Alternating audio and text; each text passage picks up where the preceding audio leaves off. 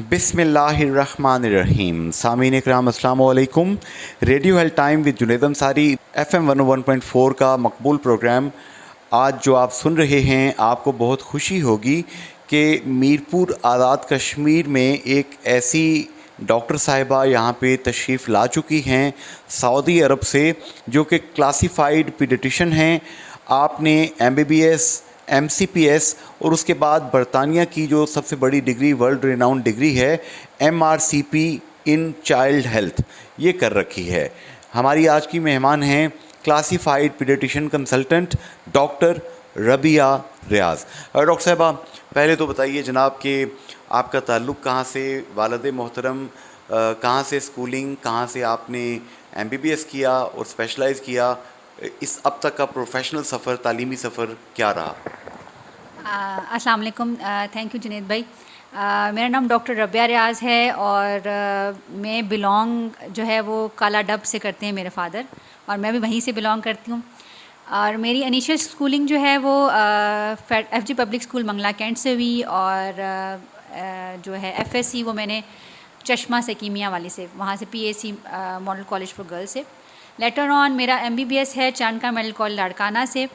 उसके बाद house job मैंने फौजी फाउंडेशन हॉस्पिटल रावलपिंडी से की। फिर मेरी ट्रेनिंग सारी जो है वो शिफा इंटरनेशनल हॉस्पिटल की है।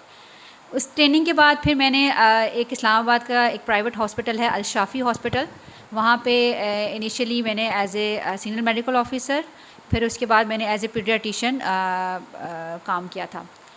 लेटर ऑन मैं सऊदी अरब चली गई थी। वहाँ पे मैंने 4 इयर्स एक प्राइवेट कंपनी है जो इंटरनेशनली रिकग्नाइज्ड है, वहाँ पे मैंने एज ए पीडियाट्रिशियन काम किया, और 2021 में यहाँ पे वापस आई हूँ, और यहीं पे मैं उस वक्त से काम कर रही हूँ as a paediatrician. Doctor Rabia Riaz साहिबा, पाकिस्तान और पाकिस्तान आज़ाद कश्मीर और सऊदी अरब को अगर आप कंपेयर करती हैं तो आप क्या फ़र्क महसूस करती हैं बच्चों की सेहत के हवाले से, इलाज मुआलजे के हवाले से? कौन कौन सी ऐसी चीज़ें हैं, एरियाज़ हैं जिनको हम इम्प्रूव करें तो हम बच्चे की ज़रा निगहदाश्त ज़्यादा बेहतर अंदाज में कर सकते हैं? कंपैरिजन किया जाए पाकिस्तान का और सऊदी अरब का, तो एक तो बात यह है कि वहाँ पे मोस्टली लोग होते हैं, उनको इंश्योरेंस होती है, तो उनको अब ये नहीं होता कि हम डॉक्टर के पास जाएंगे तो हमें चेक कराने के लिए जेब से पैसे देने पड़ेंगे, फाइनेंशियल बर्डन, वो सब चीज़ें हैं। लेकिन दूसरी चीज़ जो है वो ये है कि हमारे जो पेरेंट्स होते हैं उनको प्रॉपर गाइडेंस नहीं दी जाती है। तो मेरा यही है कि अगर आप किसी भी माँ को, चाहे वो पढ़ी लिखी है या नहीं पढ़ी लिखी है, अगर उसको आप बच्चे की पैदाइश से ही बताना शुरू कर देंगे कि आपने उसको इस तरह करना है, तो वो अपने बच्चे की निगहदाश्त बहुत अच्छे तरीके से कर लेगी। हमारा जो बहुत मेजर जो क्या आप कहते हैं ना, फुकदान जिस चीज़ में आ रहा है वो ये आ रहा है कि हमारी माँ को बताया नहीं जा रहा कि आपने बच्चे को किस तरह उसकी निगहदाश्त करनी है, उसकी खुराक उसको क्या क्या देनी है, और किस वक्त कौन सी चीज़ देनी है, और किस तरह उसकी जो है ना वो आपने नशोनुमा करनी है। आपकी बात से गोया मैं समझा कि पेरेंटिंग जो है इसकी काउंसलिंग, इसकी ट्रेनिंग होनी चाहिए इससे पहले कि जो नौब्याता जो जोड़ा है वो अम्मा और अब्बा बने। उनको इस रिस्पॉन्सिबिलिटी को संभालने से पहले इसको समझने के लिए काउंसलिंग की क्लासेस होनी चाहिए। देखिए, मेरा ये मानना है कि जब एक औरत प्रेग्नेंट होती है, ठीक है, उस टाइम नो डाउट उसके लिए एक वो तो चीज़ है, उसको अपनी सेहत के बारे में भी बताना होता है, लेकिन साथ साथ उसको माँ को बच्चे की पैदाइश वाले फेज़ के लिए भी तैयार होना होता है। जब कोई कोई लड़की पहली दफ़ा माँ बनती है ना, उसके लिए लान सी बात है, वो एक फेस नया होता है, उसको नहीं पता कि मैंने उस बच्चे को किस तरह पकड़ना है, उसको मैंने किस तरह हैंडल करना है, उसको मैंने क्या खिलाना है, किस टाइम खिलाना है, और किस तरह मैंने उसकी खुराक में क्या क्या शामिल करना है। नो डाउट हमारे आगे पीछे बड़े बूढ़े भी शामिल होते हैं, लेकिन कभी कभार कोई चीज़ ऐसी भी होती है जो कि गलत होती है। बहुत सारी चीज़ें उनकी ठीक भी हैं, लेकिन हम उसको उस जहनी तौर पे उसी टाइम पे तैयार करना शुरू कर देंगे तो वो उस चीज़ के लिए तैयार होगी जब बच्चा पैदा होगा। तो इसमें हम देखते हैं कि बाहर के ममालिक में तो देखिए कि स्कूलों के अंदर ही इस तरह की ट्रेनिंग, एजुकेशन शुरू हो जाती है। और इसी तरह वहाँ पे जब बेबी दुनिया में भी तशरीफ़ नहीं लाया होता, तभी से बाप को भी और माँ को भी वो डॉक्टर्स और दीगर काउंसलर्स जो हैं वो चीज़ें सिखा रहे होते हैं, समझा रहे होते हैं, और हत्ता के बाद में भी वो सही परफॉर्म ना कर पाएँ तो उनकी हेल्प के लिए एडिशनल स्टाफ मौजूद होता है। तो ये चौंचले तो हम कश्मीर में नहीं पाल सकते। देखिए, हमारी कम्युनिटी में वहाँ पे ये क्यों चीज़ होती है, वहाँ पे हर कम्युनिटी की एक नर्स मखसूस है। हमारे पास यहाँ पे नर्सें मौजूद हैं। अगर आप उनको एक प्रॉपर जगह दे दें, प्रॉपर गाइडेंस दे दें कि आपका ये जगह है, ये जैसा होता है ना, आप ये मोहल्ला आपका है, ये जगह आपकी है, आपने जाके हाँ जिस घर में बच्चा, आप उसको नोटिफाई कर दें कि जी ये बच्चा पैदा हुआ है, इस जगह का बच्चा है, ठीक है, वो जाए। अगर हार्डली मेरे ख्याल में को 15 से 20 मिनट लगेंगे, वो बच्चे को देखे और माँ की जो भी मतलब कैसे जो भी उसके ज़हन में सवालात हैं वो उस चीज़ों का जवाब दे। तो अगर एक नर्स मेरे ख्याल में कोई 50 घरों के लिए भी हो जाए तो वर्केबल। हमारे यहाँ पे हम देखते हैं आज़ाद जम्मू कश्मीर में, पाकिस्तान में LHVs का एक बहुत बड़ा सेटअप है, LHWs का एक बहुत बड़ा सेटअप है, और अमूमन पोलियो के कतरे पिलाने के लिए या कोविड के दिनों में भी लोगों को हेल्प करने के लिए, वैक्सीन लगाने के लिए ये पूरी की पूरी टीम्स जाती थी। तो ये जो डॉक्टर रबिया रियाज़ जिन्होंने MRCP कर रखा है चाइल्ड हेल्थ में, ये जो आइडिया फ्लोट कर रही हैं, हमारा प्रोग्राम चूँकि बहुत से पावर कॉरिडोर्स के अंदर भी रिकॉर्ड भी किया जाता है, इस पे मिनट्स भी बनते हैं, तो मेरी उनसे गुजारिश होगी कि महकमा सेहत आमा आज़ाद जम्मू कश्मीर के हेल्थ डायरेक्टोरेट को डॉक्टर रबिया रियाज़ साहिबा जो ये बातें कह रही हैं, जदीद तरीन तालीम आपने अभी हासिल की है, बरतानिया से डिग्री जो सबसे बड़ी डिग्री है क्लासिफाइड पेडिट्रिशियन की, MRCP-CH आपने कर रखा है, इन पे ज़रूर ये रिकमेंडेशंस बनाई जाएं कि 50 या 60 घरों के ऊपर काउंसलिंग करने के लिए एक नर्स, एक LHV, एक LHW या एनी एसोसिएटेड स्टाफ तैनात किया जाए जो माँओं को जाके, फैमिली को जाके एजुकेट करे कि बच्चों को कैसे आपने संभालना है। फ़ायदा ये होगा कि डेथ रेट, मॉर्टेलिटी रेशो जो है, जो बहुत ज़्यादा है इस वक्त, उस पे हम काबू पा सकेंगे। अच्छा डॉक्टर रबिया रियाज़ साहिबा, आपने NICU में काम किया सऊदी अरब में, क्या क्या ख़ास चीज़ें होती हैं NICU में? चूँकि मीरपुर में तो ज़रा हमने कम देखा, अभी सरकारी हॉस्पिटल में कोशिश की है कुछ लोगों ने कि वो बन जाए, तो NICU में क्या क्या होता है, फ़ायदा क्या होता है बच्चे को? देखिए, NICU में जो चीज़ें होनी चाहिए ना, उसमें ये कि जैसे बच्चा पैदा होता है, एक 2 से 3 चीज़ें होती हैं। या तो ये कि बच्चा वक्त से पहले पैदा हो जाए, ठीक है।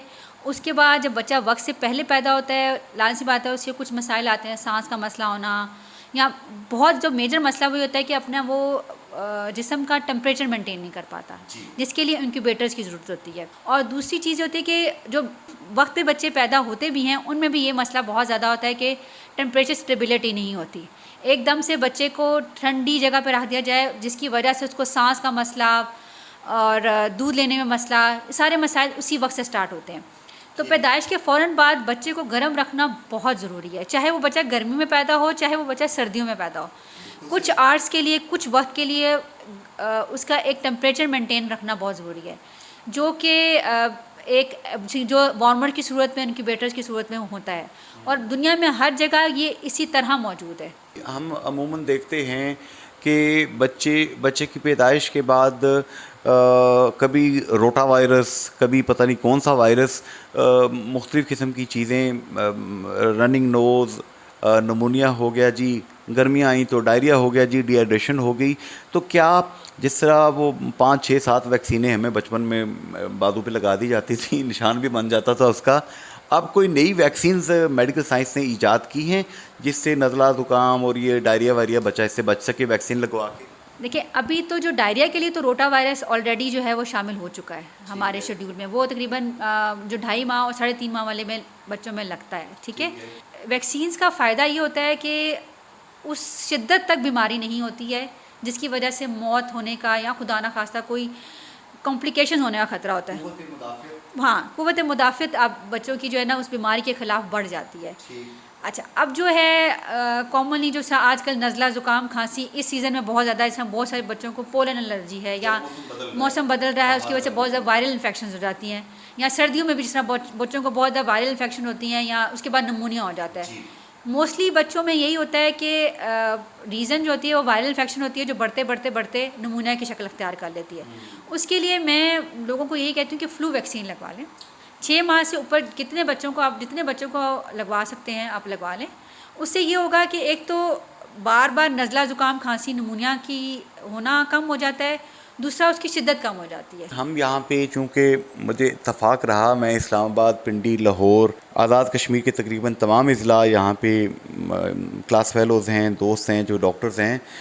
हमारे यहाँ पे पाकिस्तान में ज़रा सी बीमारी होती है तो antibiotic first generation, second generation, fourth generation, इतना लोड पेशेंट के ऊपर वो पड़ जाता है कि आप डॉक्टर साहिबान ही सिखाते हैं कि अगर एक एंटीबायोटिक से पेशेंट जो है वो इम्यून होगी वो चीज़, तो वो फिर आगे नेक्स्ट पे आपको जंप करना पड़ेगा। क्या यहाँ पे वाकई बेएहतियाती हो रही है एंटीबायोटिक के यूज़ में?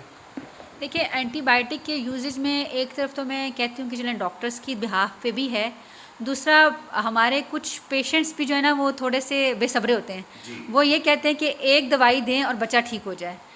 लेकिन ये एज ए डॉक्टर हमारी रिस्पॉन्सिबिलिटी है कि हम उनको समझाएं कि जो है वो हर दफ़ा एंटीबायोटिक की ज़रूरत नहीं होती है। जिस तरह कोई नज़ला ज़ुकाम हो गया, हर दफ़ा उसके लिए एंटीबायोटिक की ज़रूरत नहीं है। जो डायरिया हो गया उसके लिए भी हर दफ़ा एंटीबायोटिक की ज़रूरत नहीं है।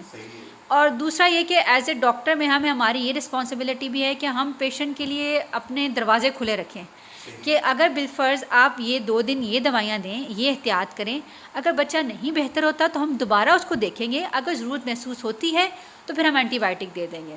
और मेरे ख़्याल में जितनी मेरी प्रैक्टिस है, मैंने देखा है मेजॉरिटी बच्चे विदाउट एंटीबायोटिक ठीक हो जाते हैं और उनको एंटीबायोटिक की ज़रूरत नहीं पड़ती है। इसके लिए आपको डॉक्टर को भी सब्र की ज़रूरत है और जो पेरेंट्स होते हैं उनको भी सब्र की ज़रूरत है। उनको अगर आप प्रॉपर काउंसलिंग करेंगे ना, जो हमारे यहाँ बहुत लैक है, कम्युनिकेशन गैप बहुत ज़्यादा है पेशेंट और डॉक्टर में, तो अगर कम्युनिकेशन प्रॉपर करेंगे तो मेरा नहीं ख्याल कि कोई भी माँ या कोई भी बाप या कोई भी मरीज़ ये नहीं चाहेगा कि हमें जो है ना वो हमें एंटीबायोटिक खानी पड़े। कितनी उम्र से लेकर कितनी उम्र तक हम एक इंसान के बच्चे को बच्चा कह सकते हैं? किताबी लिहाज से देखा जाए और वो देखा जाए तो पाकिस्तान में 12 साल तक कंसिडर किया जाता है, लेकिन इंटरनेशनली 16 साल तक जो है ना वो हम पीडियाट्रिक एज ग्रुप में रखते हैं।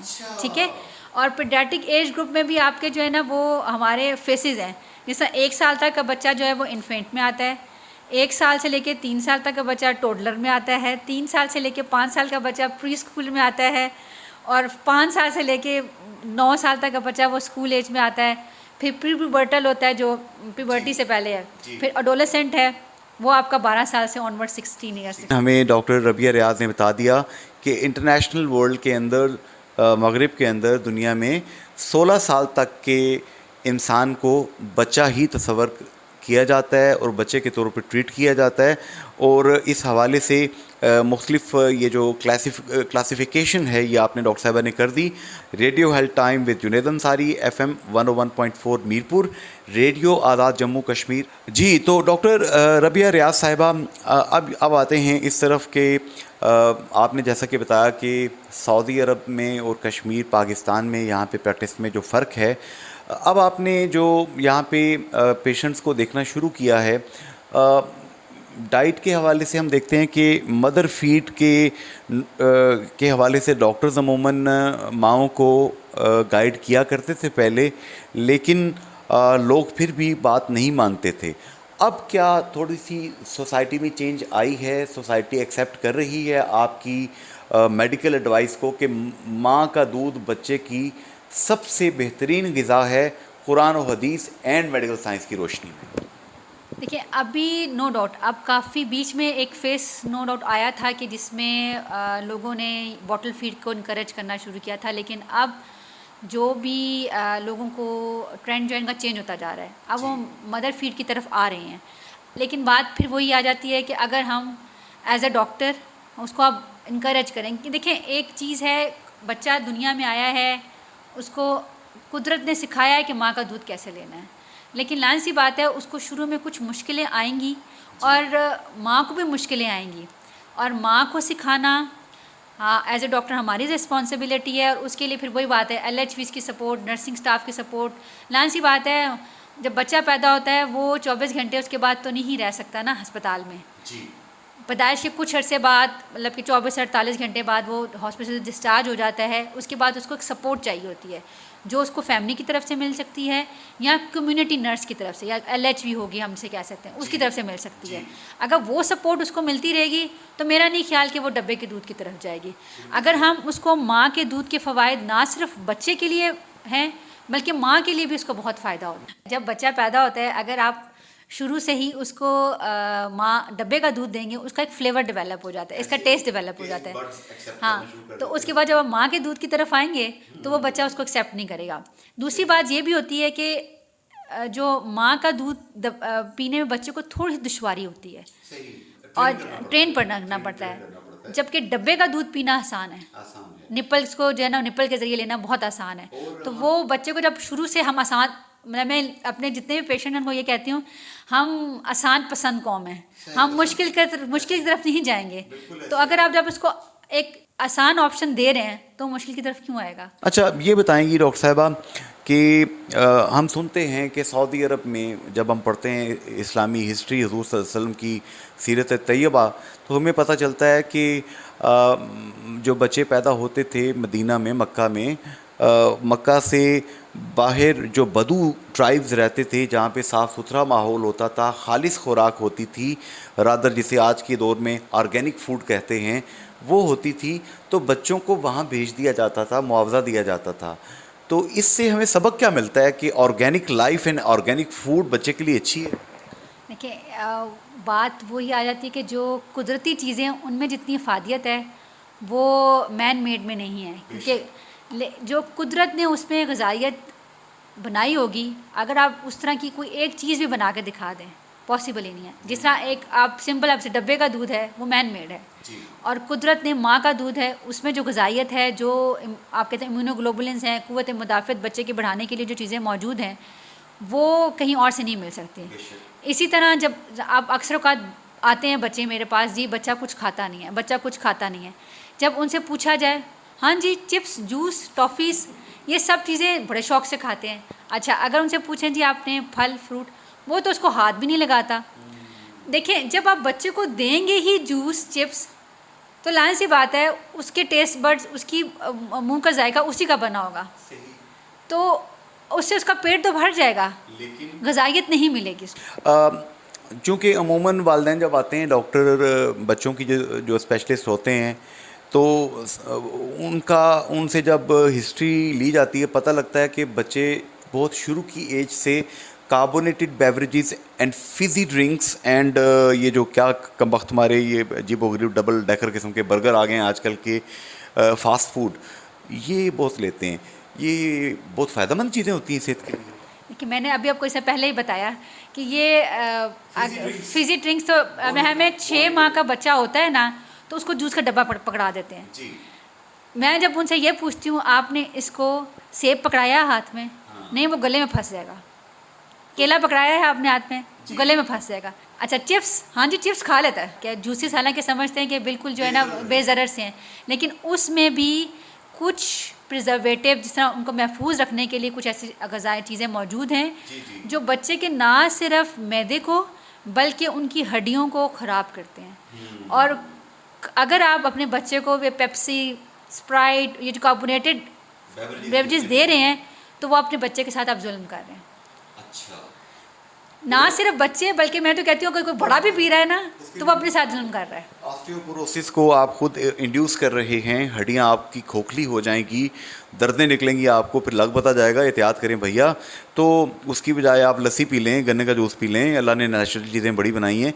ये जो बर्गर है, शवारमा है, पिज़्ज़ा है, डॉक्टर साहबा ये शवारमा तो आप अरबी लोगों ने बना के दिया था हमें, ये भी सुने नुकसानदेह होते हैं।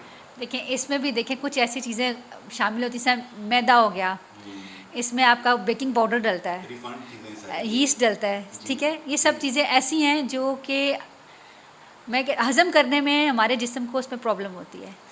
आप जिस तरह अगर आप रोटी खाते हैं या ये चावल खाते हैं वो मैक्सिमम भी हुआ तो 6 से 8 घंटे में आपके जिस्म से डाइजेस्ट होकर निकल जाता है। लेकिन यही चीज़ें जो ये नूडल्स हो गए, बर्गर्स हो गए, जो बर्गर्स के बीच में जो मायोनीज वगैरह वो सब चीज़ें डली होती हैं, इन चीज़ों को हज़म करने के लिए जिस्म को 24 से 36 घंटे लगते हैं। तो आप ये बात खुद सोचें कि कोई चीज़ आपके जिस्म में 24 से 36 घंटे रहे तो वो कितना नुकसान करेगी। तो यही इसीलिए तो हम लोग कहते हैं कि भाई जो घर की पकी रोटी है वो खाओ, दालें खाओ, सब्जियां खाओ। आप खुद माशाल्लाह आपके बच्चे हैं तो बच्चे टीवी पे देखते हैं कि एक जनाब फुटबॉलर है, एक टीवी एक्टर और एक्ट्रेस है, एक जनाब कोई इसी तरह ग्लैमरस दुनिया का बंदा बंदी है, बच्चे हैं और वो जनाब वो बोतल भी पी रहा है, पिज़्ज़ा भी खा रहा है, बर्गर भी खा रहा है। आप अपने बच्चों को फिर कैसे रोकती हैं? ये तो मुश्किल हो जाती है। बच्चा रो रहा है, चीख रहा है, मैं लेना ही लेना है बर्गर, क्या करेंगी आप? देखें बात नो डाउट माँ हूँ, 2 बच्चों की माँ हूँ मैं, लेकिन इसमें यही होता है कि आप बच्चे को अगर समझाएंगे ना तो उसको समझ आ जाएगी। अच्छा। ये मैं वो बात नहीं कर रही हूँ कि नामुमकिन तो नहीं है कि वो बिल्कुल ही ना खाएं, खाते हैं लेकिन वंस इन अ मून, लेकिन महीने में मुश्किल से एक दफ़ा, ठीक है। लेकिन ये है कि उनको encourage from the beginning encourage किया कि फ्रूट्स खाएं। सही। अच्छा, एक चीज़ आप बताएंगी, ये बहुत ज़्यादा सवाल भी लोगों के, चूँकि मेरे पास वोट बैंक में सवालात जमा हैं, आखिरी हिस्से में हम सवालात की तरफ जाएंगे। अमूमन समझा जाता है जो बच्चा बड़ा गुगलू सा है, बड़ा मोटू सा है, जिसके गाल फूले फूले से हैं, जिसका टमी भी निकली हुई है और 6, 7, 8 साल की उम्र में जनाब उसका जो वेट है वो भी ओवर वेट है, लोग मोटे बच्चे को सेहतमंद समझते हैं। क्या मोटा बच्चा सेहतमंद होता है? सेहत की डेफिनेशन एक बच्चे की सेहत की आप एज ए चाइल्ड स्पेशलिस्ट क्या करेंगी डॉक्टर रबिया रियाज साहिबा? देखिए सेहतमंद बच्चे की डेफिनेशन मैं इसमें कभी भी मोटा बच्चा शामिल नहीं करूँगी। उसमें ये होता है कि हम बच्चे का वज़न और उसका कद नापते हैं, ठीक है। उसके हिसाब से देखते हैं कि अगर बच्चे का कद और वज़न कहाँ जा रहा है, बॉडी फ्रेम क्या है। हमारा ये होता है कि अगर बिलफर्ज वो 50th सेंटाइल होता है, 50th सेंटाइल से मुराद है कि 50% बच्चे उसी वेट और उसी हाइट पर चल रहे हैं तो बच्चा हेल्दी है, ठीक है। दूसरा ये है सेहतमंद बच्चे की डेफिनेशन ये भी हो सकती है कि जो बच्चा की क़ुव्वत मुदाफ़त इतनी हो कि वो नॉर्मल जो नज़ला ज़ुकाम खांसी है उसको बर्दाश्त कर सके और उसके होने से उसको कोई फ़र्क ना पड़े, वो कम बीमार हो रहा हो, उसकी जिस्म की क़ुव्वत मुदाफ़त ज़्यादा हो। जिस तरह जो मोटे बच्चे भी होते हैं, हल्का सा जी हवा चली नज़ला ज़ुकाम हो गया, हल्के से कोई चीज़ खा ली बाहर की पेट ख़राब हो गया, तो उसका मतलब तो यही है ना कि उसकी क़ुव्वत मुदाफ़त बिल्कुल ना होने के बराबर है। कई बच्चे बड़े पतले पतले से होते हैं पर होते बड़े एक्टिव हैं, वो निचले नहीं बैठते, क्लास में 30 बच्चों को आगे लगाया होता है उन्होंने, तो वो पतला बच्चा क्या गैर सेहतमंद है या ठीक है? नहीं, बात फिर वही, अगर वो बच्चा बिल्कुल अपने वज़न और कद के हिसाब से ठीक चल रहा है और बार बार बीमार नहीं हो रहा तो वो बच्चा सेहतमंद है। उसका खाना पीना ठीक है, मतलब कि जितना उसको खाना चाहिए दिन में उतना वो खा रहा है तो वो बच्चा सेहतमंद है। उमूमन वालिदैन डॉक्टर रबिया रियाज साहिबा डॉक्टर के पास आते हैं, आप चूँकि टेली मेडिसिन पे भी लोगों को सर्विस देती हैं, सेहत कहानी के नाम से बड़ा मशहूर पोर्टल है, पूरे पाकिस्तान में लोग इससे फ़ायदा उठाते हैं। तो अमूमन लोग आते हैं, वो जी डॉक्टर साहबा हमारे बच्चे को भूख नहीं लगती, ये खाता नहीं है, कोई टॉनिक दे देंगे जिससे भूख लग जाए। क्या टॉनिक्स देकर भूख लगाना, इंड्यूस करना, क्या ये बेहतर चीज़ है, सेहतमंद रुझान है? देखिए जब भी कोई माँ बाप मेरे पास आते हैं ना कि बच्चे को भूख नहीं लग रही है तो मैं सबसे पहले उनसे ये पूछती हूँ बच्चा खाता क्या है। मैं कहती हूँ आप मुझे सुबह से लेकर शाम तक की रूटीन बताएं, पहले इसकी नाश्ते में क्या लेता है, उसके बाद क्या ये चीज़ क्या मतलब किस तरह क्या क्या खाता है। तो पहले तो मैं उनकी डाइट ठीक करती हूँ, पहले वो अपनी डाइट ठीक करेंगे तो फिर जाके कुछ चीज़ें बेहतर होगी। अगर बच्चा खाता ही चिप्स है, दिन में अगर 2 चिप्स के पैकेट खा लेगा, 4 टॉफ़ियाँ खा लेगा, 2 जूस पी लेगा तो लाइन सी बात है वो उससे अपना पेट तो भर लेगा, तो उसको बाकी रोटी की भूख नहीं रहेगी, चावलों की भूख नहीं रहेगी, जो आप घर में खाना बना रहे हैं उसकी भूख नहीं रहेगी। फूड एंड न्यूट्रिशन के अंदर पढ़ते हैं कि खुराक के अज्जा में कार्बोहाइड्रेट्स हैं, प्रोटीन्स हैं, फैट्स, मिनरल्स, वाइटामिन्स, तो ये बैलेंस्ड डाइट जो है इसकी तारीफ़ आप क्या करेंगे? बैलेंस डाइट में देखें हमारे पास कार्बोहाइड्रेट्स में तो आजकल बहुत ज़्यादा जो आपके सामने चीज़ें जिस तरह बर्गर हो गए, ये स्टार्च है, सब चीज़ें उसमें शामिल होती हैं। तो वो तो हमारा इंटेक बहुत ज़्यादा हो गया है। प्रोटीन इंटेक जो है वो कम हो गया है। और बच्चों की ग्रोथ के लिए, जिसे हम कहते हैं ना, बच्चे बहुत पतले सूखे हैं जी, उनके हड्डी का ढांचा है, रेड मीट बहुत ज़रूरी है उसके लिए। बड़ा गोश्त बहुत ज़रूरी है। पहले वाले लोग क्यों सेहतमंद थे? पहले तो आप डॉक्टर कहा करते थे कि जितने लोग हैं वाइट मीट खाएं, वाइट मीट से दिल की बीमारियां नहीं होती। अब आप कहती हैं रेड मीट खाएं। देखें, वाइट मीट तो हम बड़ों को तरफ इनकरेज करते हैं ना उनको। अच्छा, बुजुर्गों को। हम जो ग्रोइंग एज है उसमें रेड मीट जितना इम्पोर्टेंट रोल प्ले करता है कोई और प्ले नहीं करता। अच्छा होता है। बीफ बच्चों को देना चाहिए। अच्छा। लाइन सी बात है, उनके जिस्म की में इसी से तो उनके पट्ठे बनने हैं। अच्छा। उसी से तो उनकी ब्रेन की जो है उसमें ना सिर्फ प्रोटीन शामिल है बल्कि फ़ैट भी शामिल है, जो बच्चों के लिए बहुत ज़रूरी है। अच्छा। और दूसरा फिर आपने आगे पूछा विटामिन और मिनरल्स, जिसका नेचुरल सोर्स हमारे पास हमारे फल मौजूद हैं जो कि हम लोग नहीं खाते जी। सर्दियों में हम वो नहीं खाते, माल्टे खट्टे हैं, बच्चे का गला ख़राब हो जाएगा। केला नहीं खाते, हल्का नज़ला ज़ुकाम हो, केला जी फ़ौरन से पहले केला बंद करते हैं, रेशा हो जाएगा जी। अब किसी किताब में नहीं लिखा हुआ कि केले से रेशा होगा। डॉक्टर साहब, जैसे आजकल सीज़न चल रहा है, खरबूजा और तरबूज इतना ज़्यादा आ रहा है कि हर गरीब से गरीब बंदा भी पेट भर के अपने बच्चों को खिला भी सकता है, खा भी सकता है। तो मौसमी फल जो हैं ये सेहत के लिए अच्छे होते हैं कि कुदरत ने कोई चीज़ अगर किसी मौसम में बनाई है ना, तो वो आपको नेक्स्ट फ्यूचर के लिए प्रिपेयर करता है। इसीलिए जो तरबूज और खरबूजा है ना, इससे हमारी बॉडी को पानी मिलता है, हाइड्रेट करता है आगे, क्योंकि गर्मियाँ आ रही हैं। वो देखिए आपको उसको उसी के लिए पहले से तैयार करना शुरू कर देती हैं।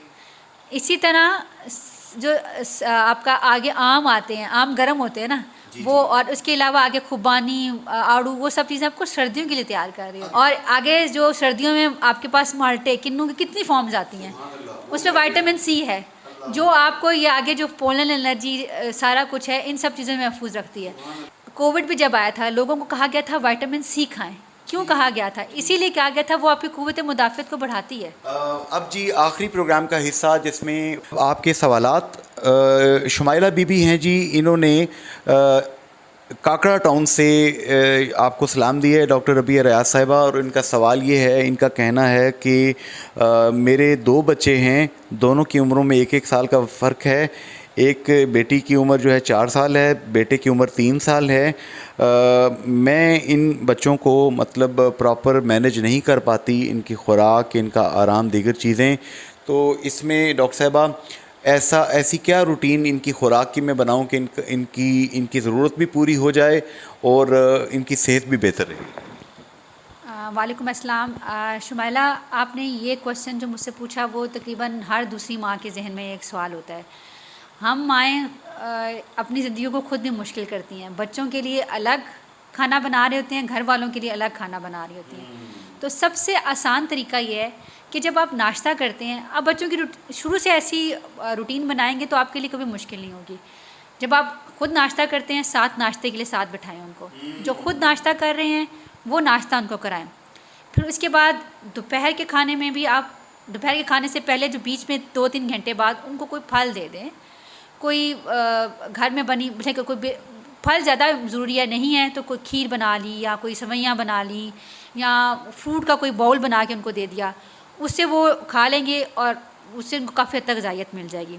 उसके बाद दोपहर का खाना है, दोपहर के खाने में भी साथ बिठाएं, जो घर में बना है वो उनको साथ बिठा के खिलाएं, और बल्कि ये है कि उनको अलग से एक प्लेट बना के दें ताकि वो खुद खाएं। अच्छा। ताकि बच्चों को पता लगे कि खाने का टाइम है और ये खाने की चीज़ है और मुझे खाना है इसको।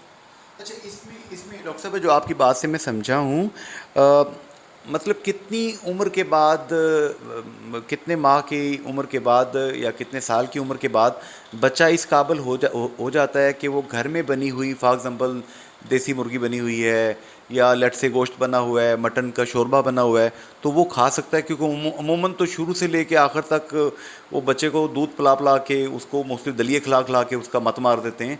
ये जो चीज़ें किस एज से हम स्टार्ट कर सकते हैं? देखिए, 6 माह से ऊपर जो बच्चा होता है ना, वो आप कह सकते हैं प्लांट प्रोटीन, मतलब है कि जो सब्ज़ी, फल, वो सब चीज़ें खा सकता है।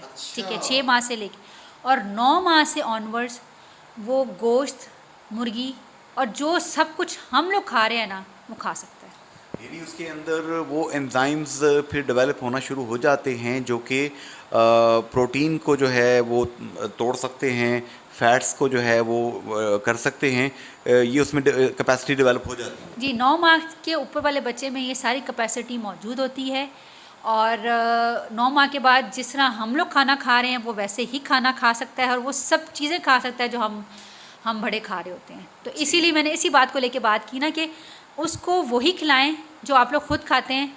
इस तरह बीच में आप जो बीच में गैप आता है नहीं, दोपहर के खाने से लेकर रात के खाने के दरमियान उसे फ्रूट दें उसको, या बिलफर्ज आज के साथ चाय का टाइम होता है, चाय के साथ छोटे बहुत चिप्स बना लिए या फिर कोई भी छोटी मोटी चीज़ बना के बच्चे को तोश बना के उस पर कोई चीज़ लगा के दे दी और रात के खाने में आप रात का खाना दें।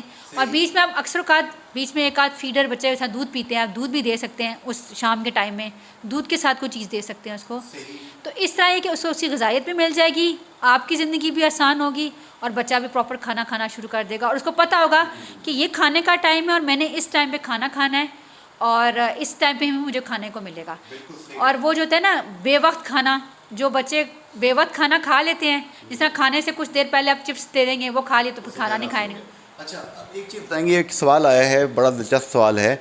अमारा शरीफ भट्ट साहिबा हैं, सेक्टर B4 से आपको सलाम दिया है उन्होंने और कहती हैं डॉक्टर साहिबा मुझे मुश्किल ये है कि मेरे 3 बच्चे हैं, एक बच्चे की उम्र 16 साल है, दूसरे बच्चे की उम्र 13 साल है और बेटी की उम्र जो है वो 9 साल है और मेरे तीनों बच्चे जो हैं वो रोज़े रखते हैं और रोज़ों से मतलब वो नहीं छोड़ते, स्कूल भी जाना होता है। तो इसमें आप क्या रहनुमाई करेंगी, किस एज का बच्चा रोज़ा रख सकता है? ज़ाहिर अब घर में देखते हैं कि अच्छा माहौल है, दादा अबू रख रहे हैं, दादी माँ रख रही हैं रोज़ा, माँ बाप रख रहे हैं, तो बच्चों की भी ख्वाहिश होती है, किस उम्र का बच्चा रोज़ा रख सकता है?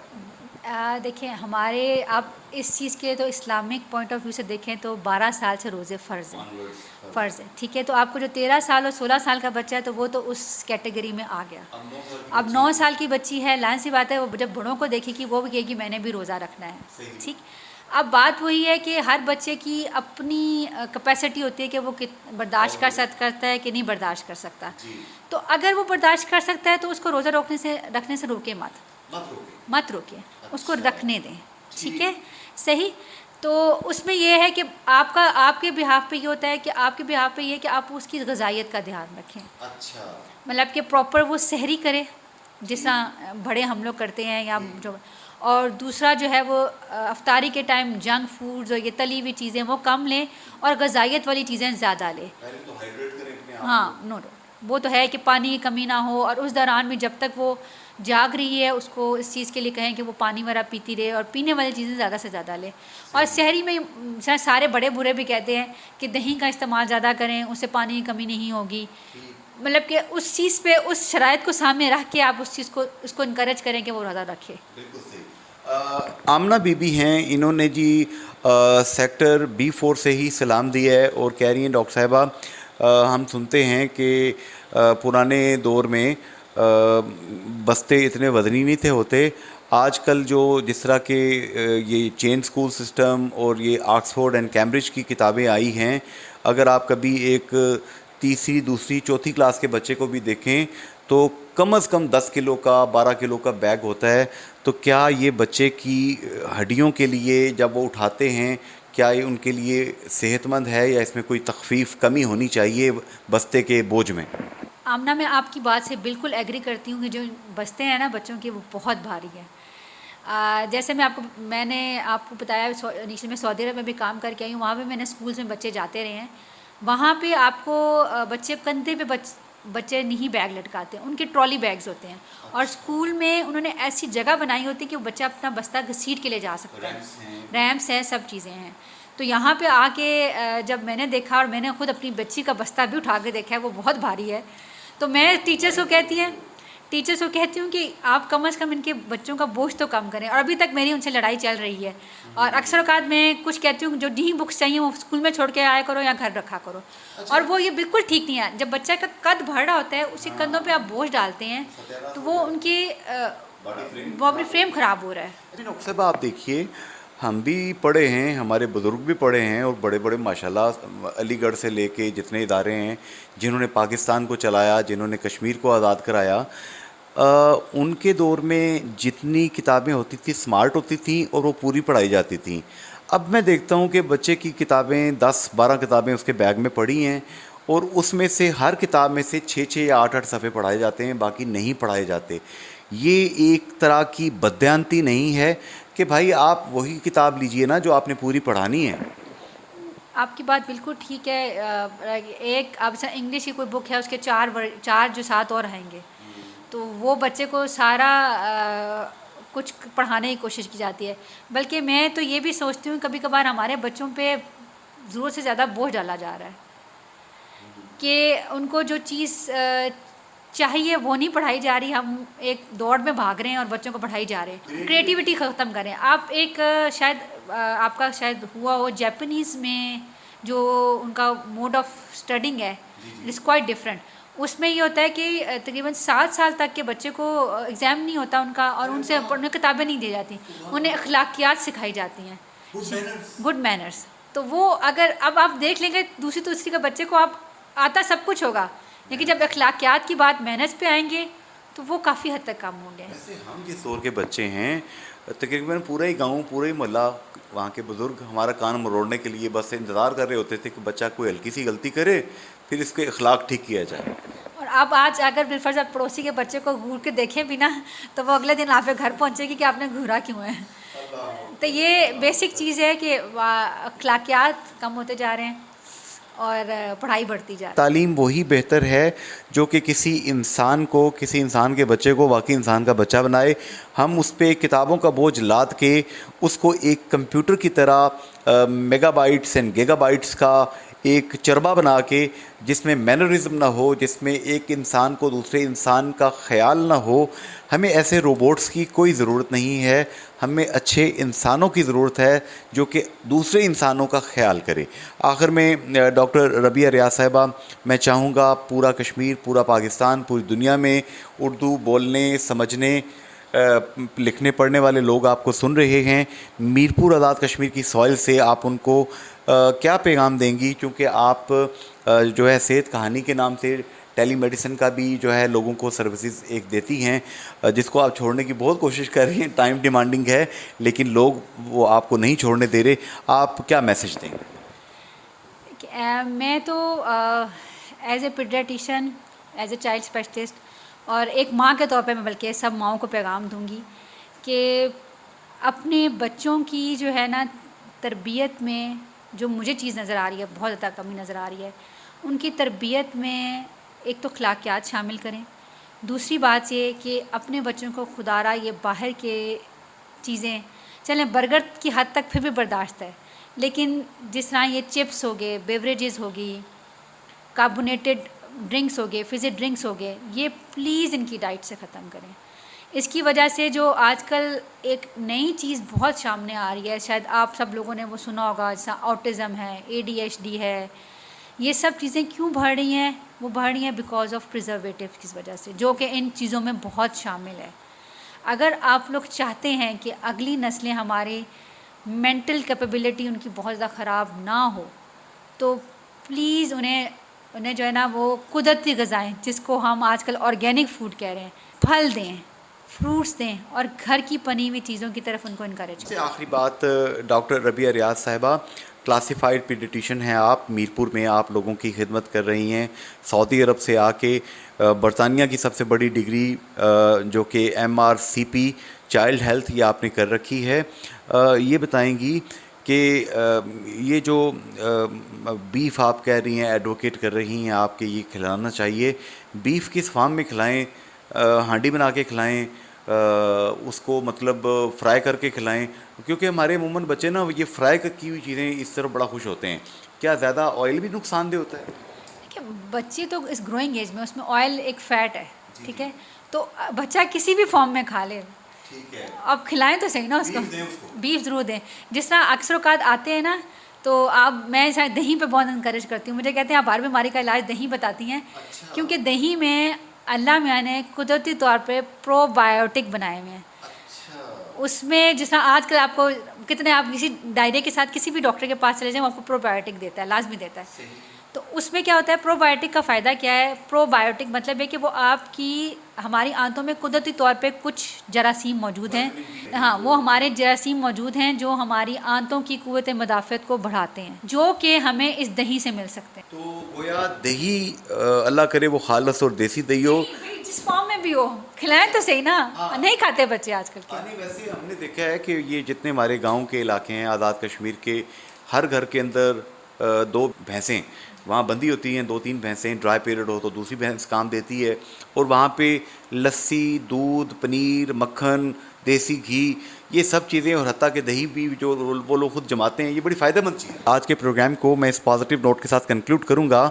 डॉक्टर रबिया रियाज साहिबा ने बहुत ही जिसे कहते हैं कि आम फहम अंदाज में मेरे, आपके, हमारी नस्लों की बेहतरी के लिए ये बातें बताई हैं।